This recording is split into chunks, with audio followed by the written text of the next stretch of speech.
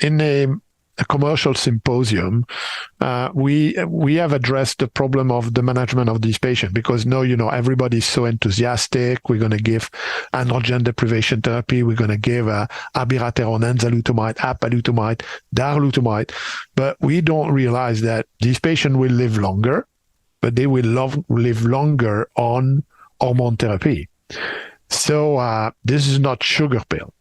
So you have a series of side effects you need to monitor, because this is not like when you give chemotherapy, you've got acute toxicity here. No, most of the toxicity is relatively silent. And there are two that are very important. The first one is a risk of increasing the cardiovascular toxicity, getting more diabetes, myocardial infarction, stroke. That is especially true for patients who have pre-existing cardiovascular disease. So in these patients, we would recognize that we would better use like LHRH antagonist, and we have to monitor these patients very closely. The second one is really bone health.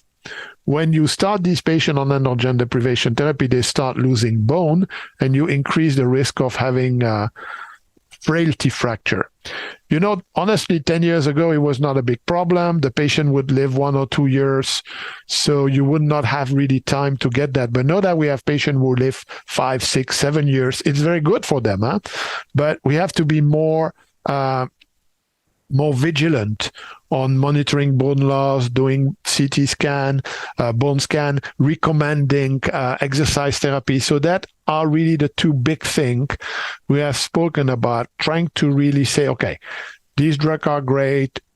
They don't have a lot of, obvious toxicity, but be careful, monitor their heart and monitor their bone. So that was a very important message, I believe.